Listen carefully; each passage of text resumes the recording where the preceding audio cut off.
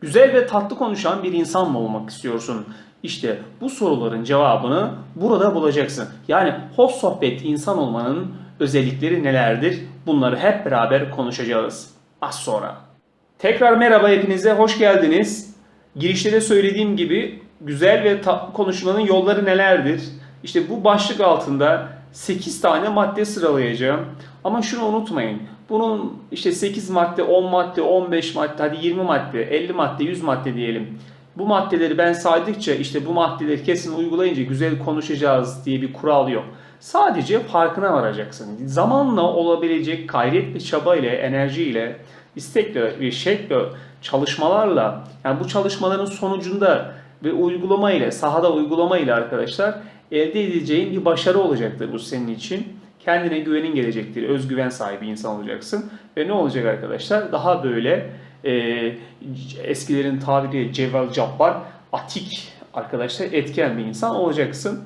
Peki ben bugün hangi kitaptan yararlandım? Hangi kitaplardan yararlandım? O kitaplarla ilgili arkadaşlar kaynak şeyi açıklamalar bölümünde videonun altında göreceksin.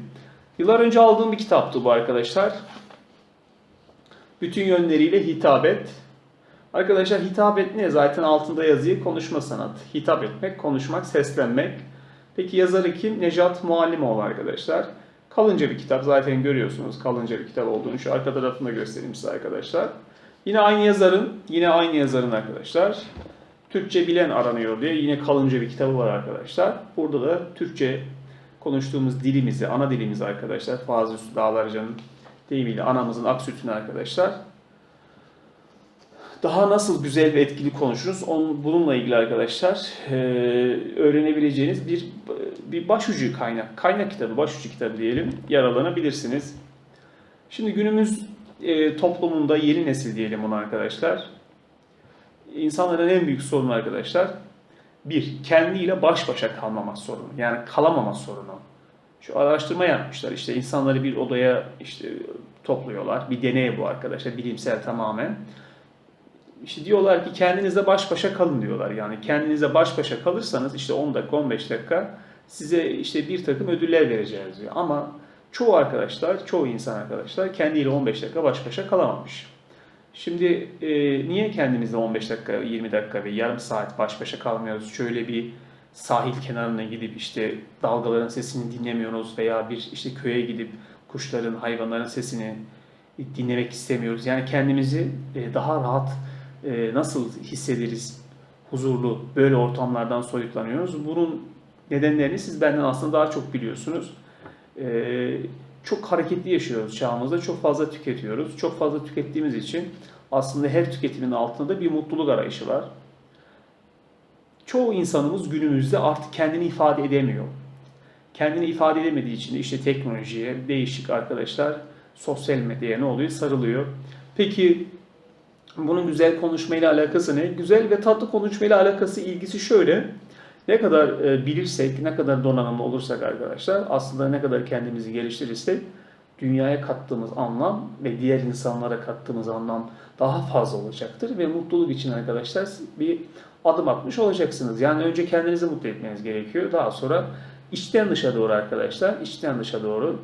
Ne varsa içten dışa arkadaşlar, dıştan içe gelmez. Yani şöyle, işte ya beni seviyorsun, sevdiğini söylemiyorsun. Sen söyle önce. Sen söyle. İçten dışa. Her şey içten dışa arkadaşlar. Önce biz ne yapacağız? Elimizi uzatacağız arkadaşlar. Karşımızdan elin uzatılmasını beklemeyeceğiz. Bizler sabırla arkadaşlar, metanetle, gayretle elimizi uzatmak için arkadaşlar bulduğumuz her fırsatı değerlendireceğiz. İşte size bir el uzatma videosu diyelim. Peki bu kitabın kaçıncı sayfasında arkadaşlar? Sayfa 541'de şöyle ben arkadaşlar işaretlemiştim ve sayfa 541'de hoş sohbet bir insan olmanın özellikleri arkadaşlar. 8 madde halinde Necat Muallimoğlu tarafından arkadaşlar kitabımızı kaldıralım yazılmış. Şimdi bunlar bu maddeler size hani kitabi bir bilgi olarak gelebilir ama uygulanabilir özelliği çok yüksek arkadaşlar. Yani 1 ile 10 puan arasında işte kaç dersek 9 diyelim ben size arkadaşlar. 9 demek istiyorum. Mesela diyor ki hoş sohbet bir insan olarak tanınmak için yalnız ne söyleyeceğini bilmek yetmez. Nasıl söyleyeceğini bilmek gerekir. İşte aşağıdaki kurallar size yol gösterecekmiş. İşte neyi bildiğin önemli değil. Her şey bilebilirsin. Günümüzde artık insanlar bilgiye ulaşabiliyor. Önemli olan bunu nasıl söyleyeceğin karşındaki muhatabın olan kişiye bunu nasıl aktaracaksın. Bütün mesele bu. Bir öğretmen düşünün, işte sınıfta çocuğa bilgiyi nasıl aktaracak? Yolu nedir bunun? Bir anne baba yani ebeveyn düşünün, çocuğuna yine evde nasıl liderlik yapacak? Veya bir patron düşünün, işte çalışanına nasıl yol gösterecek? İşte önemli olan sunum arkadaşlar. Bir yemek yapıyorsun, sunum çok güzelse yemek de lezzetli oluyor. Ama sunum kötüyse arkadaşlar maalesef ne oluyor? Yemek hakkındaki notun düşük olabiliyor. Biraz arkadaşlar biz kulak ve göz doygunluğu gerekiyor. Kulak derken ses arkadaşlar. Bir de göz doygunluğu gerekiyor. Bu çok önemli arkadaşlar. Bir de tat olunca bir de hani o zaman ne oluyor? Hayat bir başka güzel oluyor arkadaşlar. Her şey tadından arkadaşlar yemesi muhteşem oluyor. Peki bir numaralı madde diyor ki zihnen çabuk olun diyor. Zihnen çabuk olun. Yazacağım arkadaşlar videoya. Zihnen çabuk olun. Ne demekmiş zihnen çabuk olun? Zeki ve uyanık kimselerle arkadaşlık edinin. Arkadaşlık yapınız. Onları inceleyiniz. Onların başlıca özelliklerini öğrenip kendiniz üzerinizde deneyin. Bir, zeki ve uyanık arkadaşlar insanlarla bir neyimiz olmaması gerekiyormuş, bir sohbetimiz olması gerekiyormuş. Çevremizde zeki ve uyanık. Şöyle düşünelim, hani diyeceksiniz ya zeki ve uyanık insandan kastım bilge biri mi veya bilgili biri mi? Tabii bu da olabilir. Bu da olmayabilir yalnız hani zekidir insan böyle hani kıvrak bir zekaya sahiptir değil mi? Sen onu anlarsın zaten. Psikolojide şöyle bir şey var. Sen kendinde ne eksikse karşındaki insanda zaten bunu hissedersin o an. Onun konuşmasından, davranışından. Niye? Kıskançlık devreye girdiği için arkadaşlar. Yani bilinçaltımızda bir kıskançlık vardır. O bir kıskançlık ne oluyor? Yapamam duygusu vardır sende. Karşındaki insanı kıskanmaya başlıyorsun. Kıskanmaya başlayınca ne oluyor arkadaşlar? Karşındaki insanın aslında daha yetenekli olduğunu görüyorsunuz. Zaten kıskançlığın temelinde de kıyaslama yatmıyor mu arkadaşlar? Bunu başka bir videoda değiniriz. Kıyaslamak yatar arkadaşlar. Yani kıyaslama havuzunuz ne kadar doluysa arkadaşlar o kadar sorun vardır. Aşklarda da böyle arkadaşlar. Veya ne bileyim işte sporda da böyle, işte siyasette de böyle, işte medyada da böyle, ekonomide de böyle. İnsan ilişkilerinin tamamında arkadaşlar kıyaslama oranı ne kadar yüksekse sıkıntı o kadar fazladır arkadaşlar.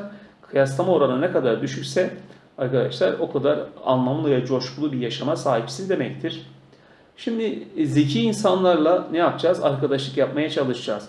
Peki ben çevremde yok diyorsun zeki bir insan. Videoları izleyebilirsin. İnsanları mesela işte dinleyebilirsin. Nasıl konuşuyorlar? İşte bunlar bir olaylara nasıl tepki veriyorlar? Hangi kıvrak zekaları sahip? Veya şöyle diyelim. Hangi cümleleri kullanıyorlar? Hangi kelimeleri kullanıyorlar? Olaylara bakış açısı nasıldır bu insanların? Veya bir üzülecek bir olayla karşı karşıya geldiği zaman şahsen bunun altından nasıl kalkıyorlar? Gözlemlerseniz veya sorarsanız direkt işte Ahmet, işte Ayşe sen geçenlerde böyle bir durum başına geldi. Bundan nasıl kurtuldun? Şaşırdım sana. Bana da açıklar mısın diye böyle nezaket diliyle bilgi edinebilirsiniz insanlardan. Demek ki bir neymiş arkadaşlar? Zeki ve uyanık kimselerle arkadaşlık yapacağız. Onları arkadaşlar sahada gözlemleyeceğiz. Siz de aynısını yapmaya çalışacaksınız. Tabii hemen olmaz, bu zaman alır. İki ne diyor arkadaşlar? Terbiyeli olun diyor. Bu terbiyeli olmak çok önemli arkadaşlar. Terbiyeli olun derken arkadaş şunu kastediyor. Hani ben bazen kullanıyorum, hani çekici olmak istiyorsan, albenili olmak istiyorsan yüzün kızarsın diyorum. Bu çok önemli arkadaşlar. Bakalım yazar ne diyor terbiyeli olun derken. Mesela bir sözle başlıyor. Terbiyeli olmadan topluluğa yaraşır bir varlık olamazsınız diyor arkadaşlar. Terbiyeli ve nezaketli bir kimse başkalarını da düşünür. Başkalarını düşünen mütevazı yani alçak gönüllü olur diyor arkadaşlar. Mütevazi bir insan da cazibelidir. Yani alçak gönüllü bir insan dikkat çeker arkadaşlar. Mesela niye hala işte bu 70'lerin 80'lerin videoları var TRT arşivlerinde, bazen düşüyor bunlar işte Google'a veya sosyal medyaya, altına çıkan yorumlarda ne yazıyor genelde? İşte o zamanın Türkçesi övülüyor değil mi? Adam ne kadar güzel konuşuyormuş o zamanlarda diyorsunuz. Niye? Mütevazı adam, alçak gönüllü arkadaşlar. Daha doğrusu henüz neyi tüketeceğini bilmediği için arkadaşlar var olanla yetiniyor. Demek ki mutluluğun aslında bir diğer belirtisi neymiş arkadaşlar? Var olanla yetinmektir. Bunu unutmayalım. Bunu başka videoda konuşuruz. Demek ki arkadaşlar diğerleriyle konuşurken kendimizden ne yapacağız? Çok söz etmeyeceğiz. Alçak gönüllü olacağız. Mütevazı olacağız. Hep ben söyle diye bir konuşmaya başlarsan her konuşmada arkadaşlar zamanla çevrendeki insan sayısı gittikçe azalır arkadaşlar. Tabi o da bir yaşantı, yani senin tercihin o. İnsanların tercihidir. O bizim tercihimiz değildir. Ama sen sosyal olmak istiyorsan bu ayrı mesele. Ben zaten bu tarz insanlara arkadaşlar bu videoyu çekmiş oluyorum. Onlarla konuşurken, yani insanlarla konuşurken onların değerli insanlar olduklarını göstericesine konuşun. Mesela bir öğretmensiniz, bir öğrenciyle konuşuyorsunuz. Ona değerli olduğunu hissettirmen gerekiyor. Neyle hissettireceksin? Ya beden diliyle hissettireceksin ya konuşmanla hissettireceksin. Yani konuşurken ona değerli olduğunu söylesen, beden dilinde o şey yoksa, yani bir uyum yoksa bedenle, ağzınla, işte bedenin diliyle bir uyum yoksa bunu çocuk anlayacak veya eşin anlayacak veya arkadaşın anlayacak. Arkadaşlar sözler, ağızlar yalan söyleyebilir ama beden yalan söylemiyor. Mesela gözler, değil mi? Sen sus gözlerin konuşsun derler. Niye? İşte gözler yalan konuşmadığı için arkadaşlar. Beden dili çok önemli. Demek ki insanlarla konuşurken onlara arkadaşlar ne yapacağız? Değerli insanlar olduğunu hissettireceğiz. Nasıl hissettireceğiz arkadaşlar? İşte dinleyerek değerli insan olduğunu hissettirirsin. Eğer karşıdaki insana değer verdiğini göstermek istiyorsan o insanı dinle. Sen sus ya, bir saat konuşma, ne olacak? O konuşsun bir saat, neye kaybedersin? Kaybetmezsin, tam tersi arkadaş kazanırsın dinlemekle. Karşınızdakilere yerinde iltifatlar edin diyor aynı madde içerisinde. Hani mütevazı olun dedi ya, alçak gönüllü olun dedi ya yazar. Ne diyor? Karşınızdaki yerinde iltifat. Boş iltifat değil, böyle hani yağdanlık, yalakalık, dal kavukluk anlamında değil. Yerinde ve zamanında iltifatlar çok önemli. Zaten o şöyle bir alışkanlık haline gelmeli iltifat. Çocuğunuza, işinize, öğrencinize, işte işçinize, ne bileyim işte arkadaşınıza ne yapabilirsiniz? Onun güzel bir davranışından dolayı iltifat edebilirsiniz ona arkadaşlar. Çok güzeldi. Bunu yapmana çok sevindim. Bu davranışın yerinde bir davranış. Bak bu örnek verici olan bir davranış. Ben de senin gibi düşünüyorum gibi, böyle arkadaşlar iltifat, teşekkür ederim diye arkadaşlar, en iyi iltifat teşekkür ederim ifadesi, biliyorsunuz. Cümleleri kurabilirsiniz. Demek ama aşırıya gitmeyeceğiz. İltifatta aşırıya giderseniz ne oluyor? Aman bu da çok işte itici, böyle her şeyime evet diyor, her şeyimi seviyor diye arkadaşlar ne yapabilir? Yani kız arkadaşınız veya arkadaşlarınız arkadaşlar tepki verebilir size. İçten içe arkadaşlar size kızabilirler.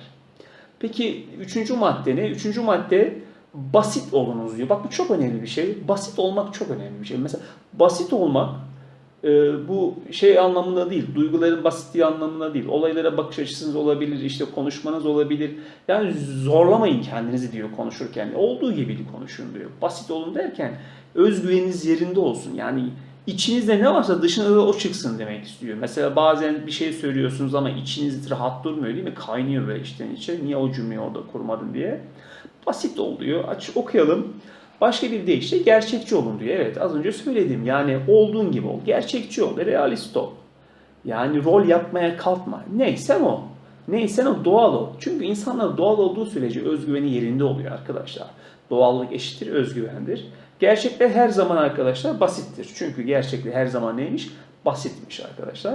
Karışık, çapraşık pek çok şey gerçekten uzaktır arkadaşlar. Gerçeği dolaysızca ve basitçe söyleyin. Yani ne düşünüyorsanız onu söyleyin. Dolaylı yola gitmeyin arkadaşlar. Veya işte öyle hani üniversite sınavı gibi dolaylı sorular sormayın. Veya işte karşınızdaki insan sizi üzmüşse bunu dolaylı yoldan anlatmayın. Yani sizi anlamasını beklemeyin. Siz kendiniz basitçe ifade edin arkadaşlar. Veya bir konu hakkındaki düşüncelerini yine aynı şekilde basitçe ifade etmen gerekiyor. Yani kısa ve net bir şekilde ifade etmen gerekiyor.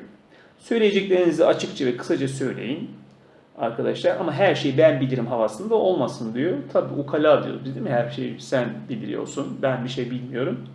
Şimdi sen her şeyi bilebilirsin, olabilir. Ben de her şeyi bilebilirim. Şu videoyu izleyen de her şeyi bilebilir. Ama sen karşıdaki insanı dinlemek için yeterince bir süre veriyorsan senin her şeyi bilmen sana bir zarar değil, aslında kar getirir. Niye insanlar bilgili insanlara gidin, size söyleyeceğini ilk şey nedir biliyor musunuz? Dinleyin der. Lider insan dinler. Bakın, lider insan konuşmaz. Lider insan dinler. Zaten liderliğin vasıflarından bir tanesi arkadaşlar dinleme becerisine sahip olmaktır. Dolayısıyla dinleyen insan da basit insandır. Veya işte yeri ve zamanında konuşan insandır arkadaşlar. Ama her şeyi ben biliyorum havasıyla konuşmayandır. Karşındaki insana da konuşma zaman süresi tanıyan insandır arkadaşlar. Zaten bir şeyde yalan konuşuyorsanız, hani söz neydi? Yalancının mumu yatsıya kadar, yani bir zaman sonra ne olacak? Gerçekler ortaya çıkacak arkadaşlar. Sonra üzülmektense başta üzülmek arkadaşlar her zaman faydalıdır. Bir dördüncü madde arkadaşlar egoist olmayınız diyor. Yani bencil olmayınız diyor. Kendinizi düşünmeyiniz demek istiyor. Konuşmanız gereken her yerde konuşun. Sohbetin ağırlığının bir kısmını taşımak zorunda olduğunuzu unutmayın. Ama konuşmaları da kendi tekelinize almayın arkadaşlar. Zaman zaman dinlenmek arkadaşlar konuşmaktan iyidir. İyi konuşmak için dinlemek şarttır. Az önce söyledim arkadaşlar. Yazar da aynısını söylüyor. İyi konuşmak için dinlemek şarttır. Bir numaralı şart bu arkadaşlar. Bir numaralı koşu. Eğer iyi dinlemek istiyorsan sen ne yapacaksın? İyi bir dinleyici olacaksın. Bu genel, geçerli bir kuraldır arkadaşlar. Bundan önce vardı, şimdi var. Bundan sonra da var arkadaşlar. Eğer siz konuşurken sizi dinlemezlerse hakaret ettiğiniz zanına bazen doğru olarak kapılmaz mısınız? Mesela değil mi? Hani kendine yapılmasını istemediğin şeyi başkasına yapma diyorlar. Empati değil mi? Eş duyum. Yani dinlenilmediğini hissettiğinden ne yaparsın? Kendini rahatsız hissedersin. Sen de başkasının sözünü kesmemen gerekiyor değil mi arkadaşlar? Bu konuda lütfen biraz daha dikkatli olalım. Şu halde size gösterilen hoşgörü ve anlayışı siz de ne yapacaksınız? Başkasına göstermek zorundasınız arkadaşlar. Sen de ona gösterirsen o da sana gösterir arkadaşlar. Her şey karşılıklı. Birkaç dakika önce ne demiştim? Her şey içten dışa, dıştan içe değil arkadaşlar. İçten dışa, içten dışa, içten dışa. Peki neydi? Hatta güzel bir söz var yani. Konuşmada bile her şeyin fazlası zarar. Ekmeğin fazlası zarar değil mi? İşte yemeğin bile fazlası zarar değil mi? Sporun fazlası zarar, su içmenin fazlası zarar, uyumanın fazlası zarar arkadaşlar. Koşmanın da fazlası zarar. Kitap okumanın fazlası zarar değil arkadaşlar. Demek ki kişi çok konuşuyorsa arkadaşlar, çenesi düşükse o da fazla konuşmuş oluyor. O da zarardır arkadaşlar. Bunu da ne yapacağız? Aklımızın bir köşesine yerleştireceğiz. Peki 5 ne diyor? Dramatik olun diyor. Bu çok önemli arkadaşlar. Dramatik genelde toplum konuşmalarında mesela 3-4 kişi var. Dramatik olursanız arkadaşlar etkileyici olma şansınız çok fazla veya ikna edici özelliğiniz çok fazla arkadaşlar. Dramatik. Dramatik deyince arkadaşlar aklıma tiyatro geliyor. Dramatologlar var değil mi arkadaşlar? Bu işi yapanlar var. Mesela monoton olmayın diyor. Hep aynı ses tonuyla anlatmayın diyor. Geçenlerde yolda yürürken bir kız çocuğuna denk geldim, ağlıyordu. Acaba nesi vardı diye düşünürken annesi Zeynep 2 saattir seni arıyorum neredesin diye çıkmaz mı? Çok şaşırdım. Sanki kadın bana bağırıyordu. Birden çocukluğuma gittim. Bakın dramatik yani ses tonunuz ne olsun? Duygularınızı ses tonunuza, melodik ses tonuyla konuşun arkadaşlar. Bu çok önemli. Ne bir tren istasyonunda gelen ve giden trenleri hoparlörde söyleyen memur gibi sayın. Evet ben geçen gün böyle bir durumla karşılaşmıştım. Ne değişti arkadaşlar? İşte ne bileyim daha böyle geçen gün ben de şöyle böyle. Yani ilgili ses tonunuz neyse konuyla ilgili ses tonunuz neyse onu arkadaşlar içinizden dışarı dökmek zorundasınız. Kelimelere dökmek zorundasınız. Kollarımı tutarsam nasıl konuşabilirim? Ya tutabilirsin, tutmayabilirsin. O sana ait bir şey arkadaşlar. Bunda herhangi bir sakınca yok. Dramatik olmaya çalışırken çok da böyle abartıya da gitmemeye gerekiyor arkadaşlar. Abartı böyle el kol hareketleri veya abartılı bir ses tonuna gerek yok. Olduğun gibi arkadaşlar. Yani şu iç kısmı var ya konuşurken rahat bir şekilde seni dinleyebiliyorsa, bir rahatlık varsa, heyecanlanmıyorsan, ya kalbin küt küt küt atmıyorsa bence sen yeterince dramatiksin arkadaşlar. Peki dramatik olun derken bir daha söylüyorum. İlgili konunuza duygularınızı katın. Çok mu böyle sinirlendiniz? Hani sinirlenin demiyorum. O ses tonunu katmanız gerekiyor. Veya çok duygusal bir konu anlatıyorsunuz. Oradan duygusallığı ne yapabilirsiniz? Oraya baharatını serpiştirebilirsiniz arkadaşlar. 7 numara sempatik olun diyor arkadaşlar. Sempatik olun. Şimdi şunu demek istiyorsunuz. Muhatabınızın sözlerini isteklice dinleyin. Konuşulanları, görüşülenleri kendi açınızdan olduğu kadar muhatabınızın da açısından görmeye çalışın. Yani anlamaya çalışın diyor. Karşınızdaki insanı anlamaya çalışın diyor. Fakat sizin onu anlamanız, ona hak veriyorsunuz anlamına gelmiyor. Siz de söyleyebilirsiniz işte Zeynep bak seni anlıyorum ama sana hak verdiğim anlamına gelmiyor. Seni anlarım, dinlerim. Bu çok önemli. Anlamaya çalışmak, dinlemek çok önemli arkadaşlar. Konuşmalarınızda bunlara dikkat edin. Diğerlerinin görüşlerine saygı duyunuz. Onlara tepeden bakmayınız. Bizi kendileriyle eşit görenlere hürmet eder. bize tepeden bakanlardan nefret ederiz. Evet. O işte zaten beden diline yansır konuşmalarını arkadaşlar. Tepeden bakıyor der bize, değil mi? Yani bizi küçümsüyor der. Oysa sen işte 3 yaşındaki, 2 yaşındaki, 1 yaşındaki bir çocukla da sohbet edebilmelisin. Bir yetişkinle de sohbet edebilmelisin. Bir kediyle, köpekle de sohbet edebilmelisin. Yani bu nezaket, bu alçak gönüllü konuşmalar arkadaşlar, güzel ve etkileyici konuşmalar çok önemli. Gerekirse bir hitap da ediyorsan, bir hani gruba veya tek başına 3-5 kişiyle hitap ediyorsan veya 2 kişiyle karşılıklı muhatabın varsa orada da arkadaşlar mütevazılık, alçak gönüllülük çok önemli arkadaşlar. Sempatik olacaksınız. Ne yapacaksınız? Karşımızdaki insanlar arkadaşlar eleştirmeyeceğiz.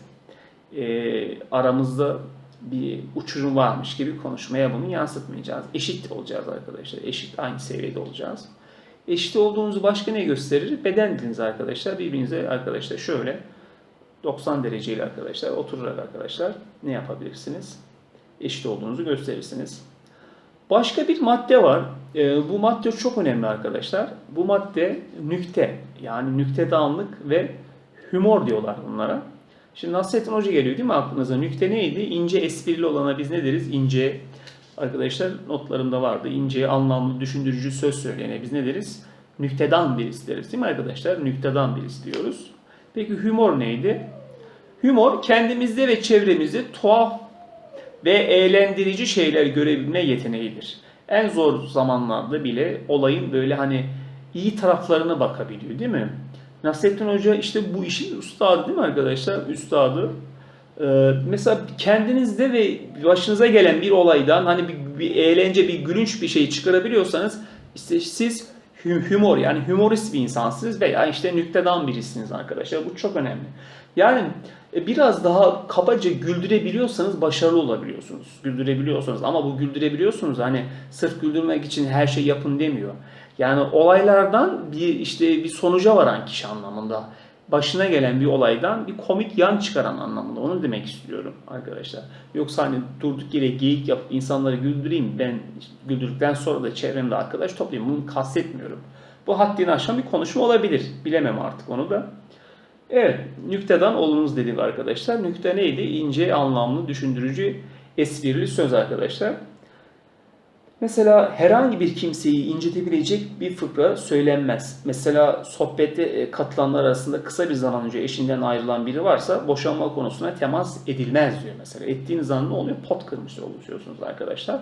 Yani empati yapmamış oluyorsunuz.